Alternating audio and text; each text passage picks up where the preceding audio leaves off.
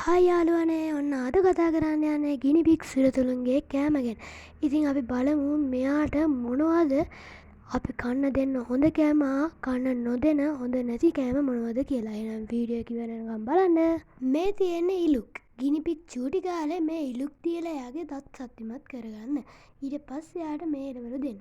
මෙයාලා ආසයි ගොටුකොළ කන්න ගොටුකොළ දළු ගන්න තමයි ගොඩක් මාස්. ඊට පස්සේ කැරට් ගද්දිත් මෙයාලට සුද්ධ කරලා දෙන්න. පිපිඤ්ඤ දෙනකොටත් පොත්ත සුද්ධ කරලා දෙන්න. මේ දම් පාට ගෝවා. මේ තියෙන්නේ බෙල් පෙපර් ගොඩක් අය කියනවා ගිනි පිග්ලට දෙන්න හොඳ නෑ මොකද මේක සැරයි කියලා. ඇත්තටම ඒක සැර නෑ. කොහොමත් යාළුවට ඒකේ පොත්ත තමයි කන්න දෙන්න ඕනේ. මේවා තවත් ගෝවා වර්ගයක්. ඉතින් එළවලු වගේම මෙයාලට පළතුරුත් දෙනවා.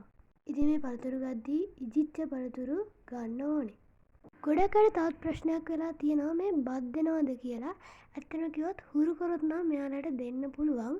ඒ වුණාට චූටි කාලේ නම් බත් දෙන්න එපා, ටිකක් ලොකු වෙනකන් ඉන්න. මේ ගිනි පිග්ලට කන්න නොදෙන හොඳ නැති කෑම ගැන ඊළඟ වීඩියෝයෙන් අරන් එන්නම්. එහෙනම් අදට ගිහින් එන්නම්. බයි.